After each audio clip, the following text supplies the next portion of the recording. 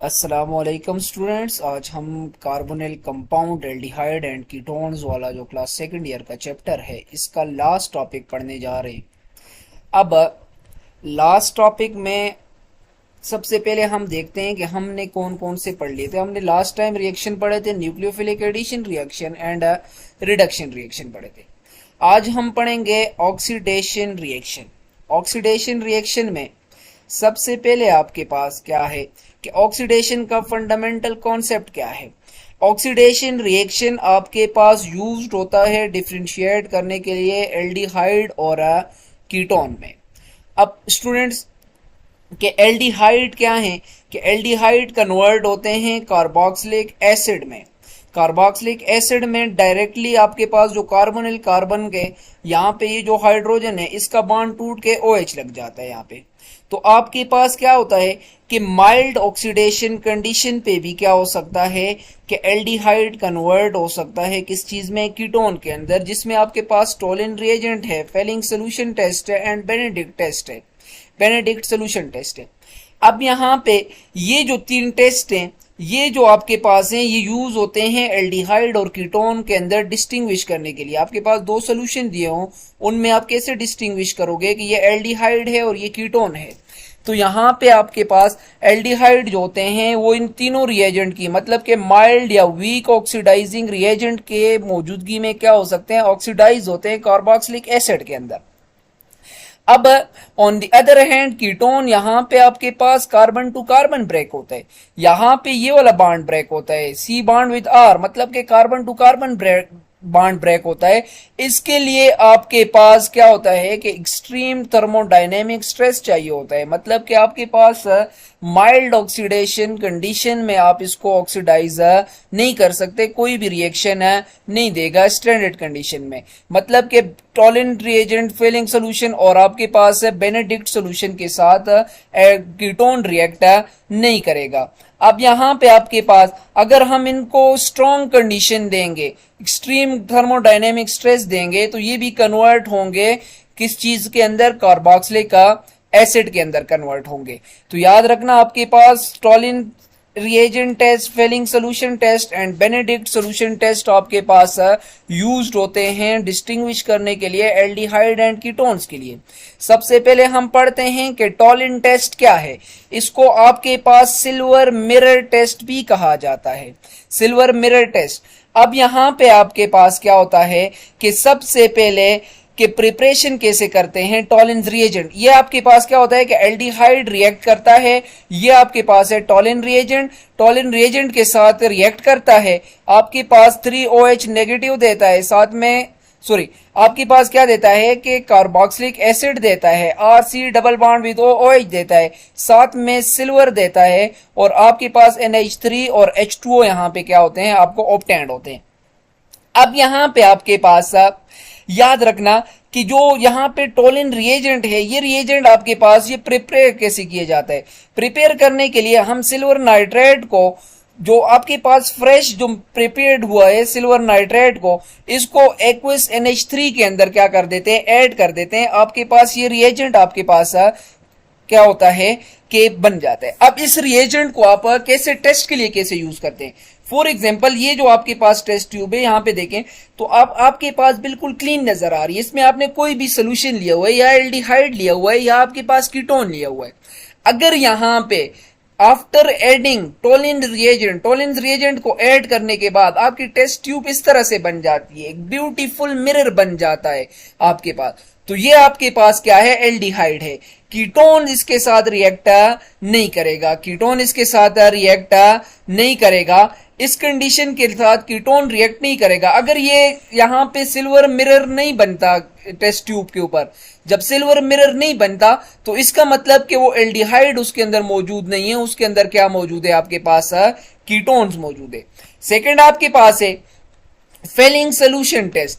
Fehling solution test आपके पास क्या है कि ये एलिफेटिक एल्डिहाइड के लिए, याद रखना कि एरोमेटिक के लिए यूज नहीं होता, एरोमेटिक के लिए हमेशा आप यूज करते हो टोलिन रिएजेंट टेस्ट।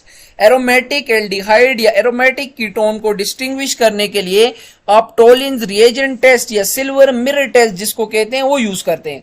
अब यहां पे आपके पास क्या होता है कि यहां पे एल्डिहाइड को रिएक्ट करवाया जाता है फेलिंग सोल्यूशन के साथ।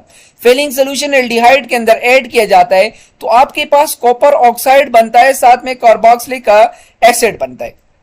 अब फॉर एग्जांपल आपके पास आपने क्या करना है कि एल्डिहाइड या कीटोन, तो आपके पास अगर आपके पास दो सोल्यूशन है, एक आपके पास स्टार्च का सोल्यूशन है जिसके अंदर कौन सा ग्रुप मौजूद होता है, जिसके अंदर आपके पास कीटोन फंक्शनल ग्रुप मौजूद होता है। एक आपके पास एक ग्लूकोज का सोल्यूशन जिसके अंदर एल्डिहाइड फंक्शनल ग्रुप मौजूद होता है। अब अगर इन दोनों का टेस्ट करना है तो आपने क्या ऐड कर लिया, फेलिंग सोल्यूशन आपने ऐड कर लिया। अब फेलिंग सोल्यूशन ऐड करने के बाद अगर ये colour Fehling solution blue colour का होता है, टेस्ट ट्यूब के अंदर जो आपका कलर वो ब्लू रहा तो इसका मतलब है कि उसके अंदर स्टार्च मौजूद है। अगर ये आपके पास रेड प्रेसिपिटेट बन गया, मतलब कि जो कॉपर ऑक्साइड है ये आपके पास रेड कलर की पीपीटी बनाता है बॉटम के अंदर, तो वो आपके पास क्या मौजूद है स्टूडेंट, उसके अंदर एल्डिहाइड मौजूद है, मतलब कि वो जो फंक्शनल ग्रुप है वो आपके पास ग्लूकोज का फंक्शनल ग्रुप है। अब फेलिंग सोल्यूशन कैसे बनाते हैं, देखिए फेलिंग सोल्यूशन ये ऐड करने के लिए आपके पास एक होता है फेलिंग सोल्यूशन ए जिसमें एक्वस कॉपर सल्फेट होता है, और दूसरा आपके पास है Fehling solution B, sodium potassium tartrate को आप डालते हो सोडियम हाइड्रोक्साइड के अंदर NaOH के अंदर, तो ये आपके पास क्या बन जाता है फेलिंग सोल्यूशन बी। अब इन दोनों सॉल्यूशंस को आप एल्डिहाइड और कीटोन्स के अंदर आपके पास ऐड किया जाता है, तो यहां पे अगर रेड पीपीटी बन गई इसका मतलब एल्डिहाइड ग्रुप मौजूद है। अगर रेड पीपीटी आपके पास ना बनी तो इसका मतलब क्या मौजूद है, वहां पे आपके पास कीटोन्स मौजूद है। अब यहां पे एक और बात याद रखना कि एरोमेटिक एल्डिहाइड, मतलब कि अगर एल्डिहाइड होगा लेकिन एरोमेटिक होगा तो भी ये वाला टेस्ट आपके पास उसके लिए आप यूज नहीं कर सकते। एरोमेटिक के लिए हमेशा याद रखना आपने सिल्वर मिरर टेस्ट यूज करना है। नेक्स्ट है आपके पास स्टूडेंट बेनेडिक्ट टेस्ट है आपके पास, तो ये आपके पास क्लिनिकल ऑप्टिमाइजेशन, मतलब कि आप ब्लड शुगर को आप क्या करने के लिए, ब्लड शुगर को डिटेक्ट करने के लिए ये टेस्ट आपके पास यूज किया जाता है। अब बेनेडिक्ट सोल्यूशन टेस्ट भी सेम इसी तरह का है कि यहां पे आपके पास सिर्फ और सिर्फ फेलिंग सोल्यूशन के बजाय आपने क्या डालना है, बेनेडिक्ट सोल्यूशन डालना है। बेनेडिक्ट सोल्यूशन में भी अगर आपके पास रेड पीपीटी बन गई, रेड पीपीटी आपके पास बन गई तो आपके पास क्या है, इसका मतलब है कि वहां पे आपके पास कौन सा ग्रुप मौजूद है, वहां पे आपके पास एल्डिहाइड ग्रुप मौजूद है। अगर आपके पास रेड पीपीटी ना बनी तो उसका मतलब है कि वहां पे कौन सा ग्रुप मौजूद है, वहां पे कीटोन ग्रुप मौजूद है। अब यहां पे ये आपके पास ब्लड के अंदर ग्लूकोज की परसेंटेज को डिटरमाइन करने के लिए यूज होता है। अगर आपके पास देखिए लैब के अंदर आपके पास अगर ब्लू कलर शो हो रहा है आपके टेस्ट के ऊपर, तो इसका मतलब वहां पे क्या है, वहां पे आपके पास रिड्यूसिंग शुगर आपके पास मौजूद नहीं है।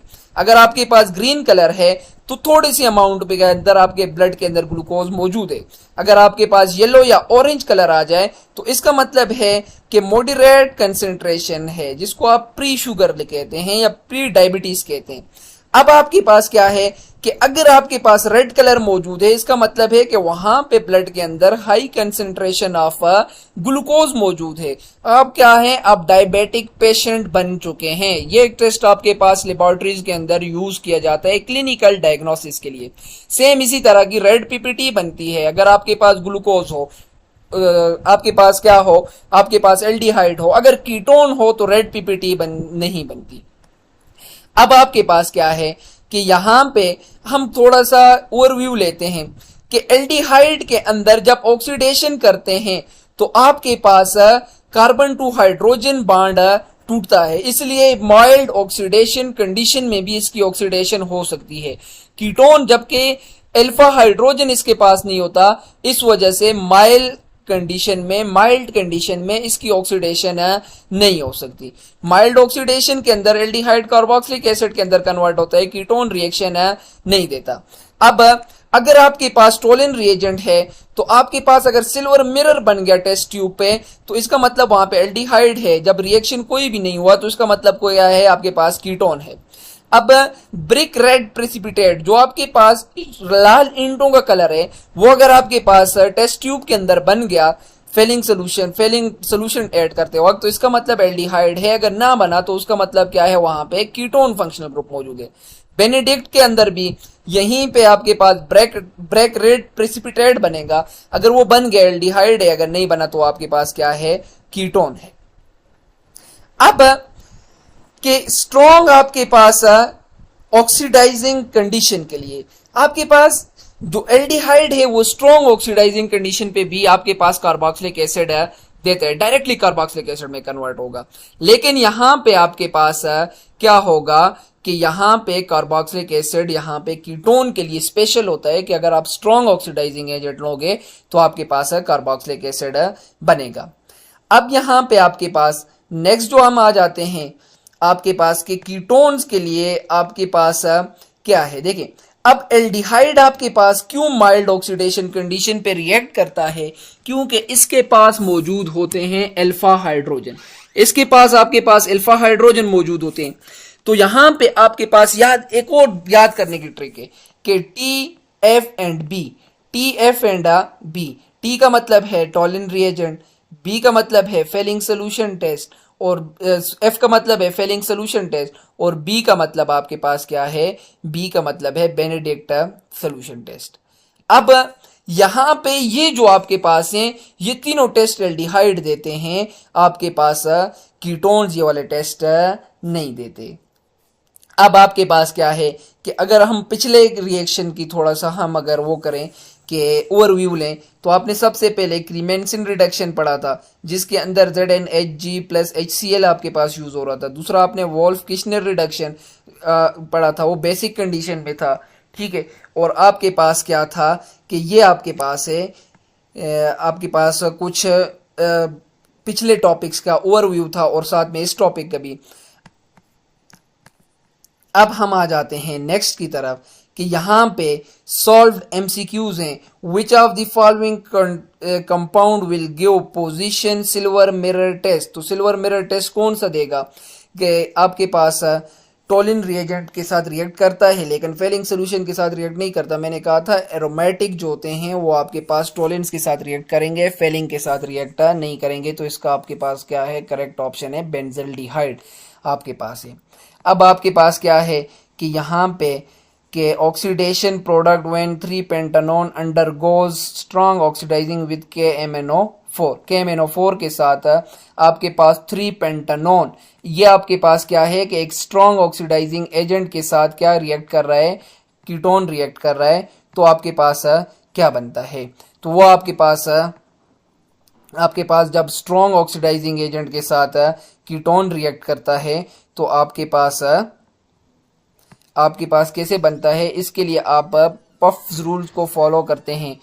पफ रूल आपके पास क्या है कि ये आपके पास ऑक्सीडेशन ऑफ कीटोन जब आप करोगे कि क्लीवेज रूल है कीटोन की ऑक्सीडेशन का। अब यहाँ पे आपके पास क्या है कि कीटोन की ऑक्सीडेशन के लिए आपके पास स्ट्रॉन्ग आपके पास पावरफुल ऑक्सीडाइजिंग एजेंट, जिस तरह आपके पास है पोटेशियम क्रोमेट है, इसको सल्फ्यूरिक एसिड के साथ, और KMnO4 को सल्फ्यूरिक एसिड के साथ आप रिएक्ट करवाओगे तो ये आपके पास स्ट्रॉन्ग ऑक्सीडाइजिंग एजेंट है। अब कीटोन जो होते हैं ऑक्सीडेशन के वक्त पफ रूल को आप क्या करते हैं, फॉलो करते हैं कि यहां पे आपके पास अगर सिमेट्रिक कीटोन होगा, सिमेट्रिक कीटोन, तो आपके पास क्या होगा कि ये बांड यहां से भी टूट सकती है, यहां से भी टूट सकती है, ये दोनों बांड टूट सकती हैं। आपके पास कार्बोक्सिलिक एसिड बनेगा, CO2 बनेगा प्लस H2O बनेगा। लेकिन अगर आपके पास अनसिमेट्रिकल कीटोन है, अनसिमेट्रिकल कीटोन के केस में याद रखना ये जो कार्बोनिल ग्रुप है ये उस साइड पे आएगा जिस साइड पे अल्काइल ग्रुप आपके पास होगा छोटा। जिस साइड पे छोटा अल्काइल ग्रुप होगा उस साइड पे क्या आएगा, अनसिमेट्रिकल कीटोन का क्या आएगा कि जो आपके पास कार्बोनिल ग्रुप है। देखिए जिस तरह यहां पे आपके पास है कि देखिए CH3C double bond with OH आपके पास आ गया, यहां से बना, ठीक है। और आपके पास क्या बना कि यहां पे आपके पास अनसिमेट्रिकल कीटोन में स्मॉलर अल्काइल ग्रुप के साथ ये वाला ग्रुप आया। समझ आ गई स्टूडेंट पफ रूल की। ये आपके पास अप्लाई होता है जस्ट फॉर कीटोन्स के लिए। कीटोन्स के लिए आपके पास ऑक्सीडेशन का रूल है, पफ रूल आपके पास है, जो कि आप अप्लाई करते हैं। तो स्टूडेंट हम यहाँ पे सॉल्व एग्जाम्पल नंबर 2 पे, तो यहाँ पे आपके पास पेंटानोन अंडरगोज किस तरह आपके पास क्या करता है कि ऑक्सीडेशन इसकी किस तरह होती है और कैसे होती है, ये आपने अपना होमवर्क समझ लें, होमवर्क आपने ये करके आना है। यहाँ पे आपके पास क्या है कि यहाँ पे आज के लिए हमारा ये टॉपिक क्या हो गया कि ये यूनिट आपके पास एल्डिहाइड एंड कीटोन कंप्लीट हो गया। हम इंशाल्लाह नेक्स्ट लेक्चर में नेक्स्ट यूनिट स्टार्ट करेंगे कार्बोनिल कंपाउंड का, कार्बोक्सिलिक एसिड वाला यूनिट हम क्या करेंगे, स्टार्ट करेंगे।